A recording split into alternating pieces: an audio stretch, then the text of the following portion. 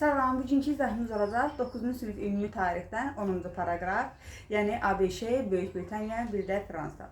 Deməli, ABŞ həm hərbi sifarişlər yerinə yetirmişdi, həm də müharibəyə gec qoşulmuşdu. Buna görə də ABC Birinci Dünya müharibəsində böyük qazanc əldə etdi. Yəni 1917-ci ildə qoşuldu, müharibə bitənə yaxın. Ona görə də həm də yenə qeyd etdiyimiz kimi orada hərbi sifarişlər yerinə yetirildi deyə. Məsələn, o müharibəyə daxil olmaqda məqsədi nə idi onun? Daxil olmaqda məqsədi o idi ki, bunun müttəfiqləri məğlub olmasın. Bəs bunlara o boyda borc verildi. Onlar məğlub olsa bu borcu kim ödəyəcək? Necə ödəyəcək? Ona görə də 1917-ci ildə müharibə bitənə yaxın qoşulmuşdu. Və ona görə də yəni böyük qazanc əldə etmiş oldu ABŞ və 1920-ci illərin əvvəllərində artıq iqtisadiyyatın dövlət tərəfindən tənzimlənməsinə imtina edirdi. Yəni sərbəstlik verildi. Əslinə qalsa müəyyən qədər dövlət nəzarət etməlidir iqtisadiyyata. Düzdür, bu iqtisadiyyatın inkişafına kömək etdi, inşaatçılıq bərpa edildi. Inşaatçılıq elə bil ki, nə isə istehsal etmək, almaq, istehsal etmək, satmaq, hazırlamaq ancaq bir adama, bir şəxsə, bir qrup adama, nə bilim, bir şirkətə, nə isə ki, bir adam baxa bilər. Tutaq ki, bir qələmi istehsal etməyə ancaq o baxa bilər qələmi istehsalına. Yəni, belə bir şey təxmini. Və amma deməli, sonra danışaq burada 1920-ci illərin əvvəllərində artıq qadınlar daha çox hüquqlar əldə etdilər və bu da rifah halı artdığı üçün, yəni axı Calvin Coolidge'in bir şüarı var idi. Amerikanın işi biznesdir. Yəni elə dövlət nəzarətdən buraxır, yəni nəzarət altında olmur iqtisadiyyat. Bu da ki, yəni rifah halının artmasına səbəb olur və rifah halı da artdığı üçün də daha çox iş imkanları, yəni qadınlar da daha çox iş imkanları yarandı və qadınlar ABŞ Konstitusiyasına 19-cu düzəlişi, yadda saxlayırıq, 19-cu düzəlişə əsasən səs vermə hüququ əldə etdilər, səs vermə hüququ onların təmin olundu.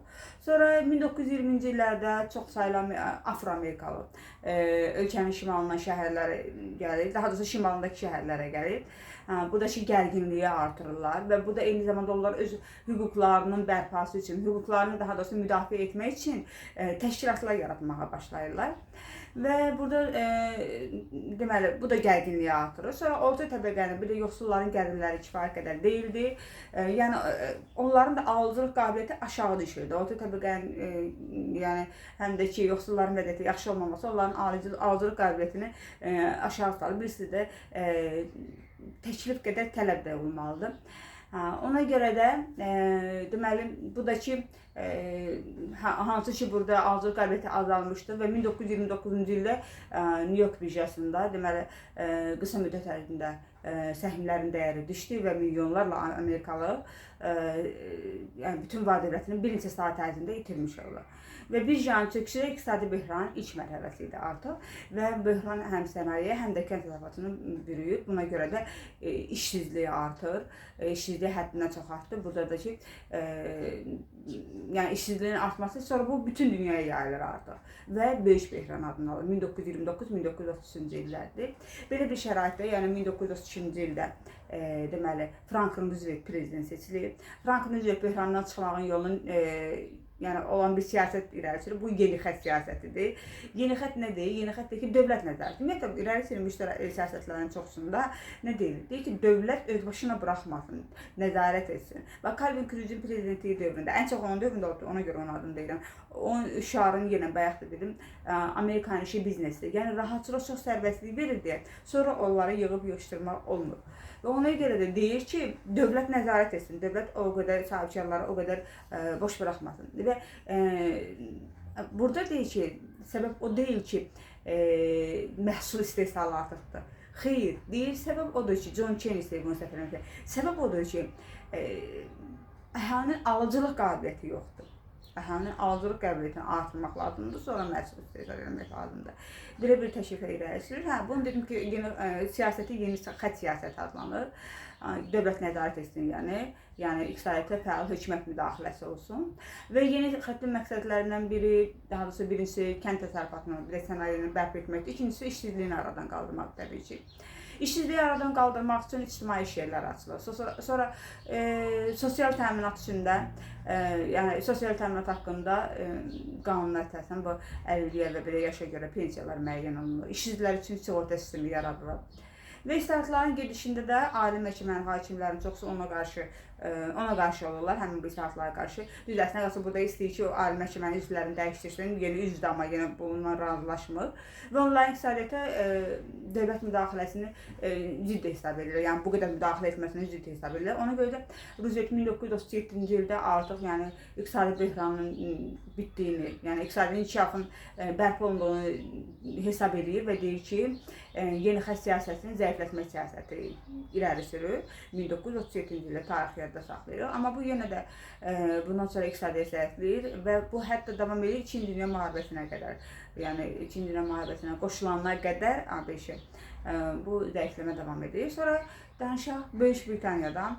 Deməli, 1-ci Dünya müharibəsi İngiltərə iqtisadiyyatında mühüm dəyişikliklərə səbəb olmuşdu müharibə zamanı.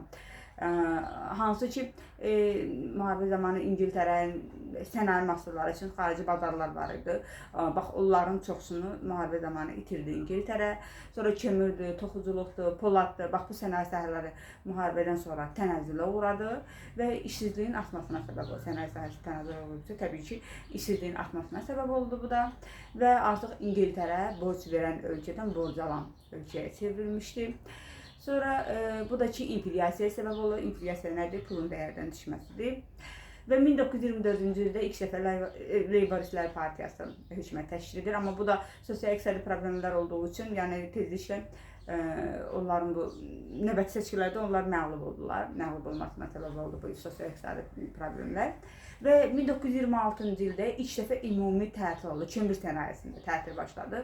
Yəni bu da digər sənaye sahələrində əhatə edir, amma bu Böyük Britaniya tarixində ilk ümumi tətil idi.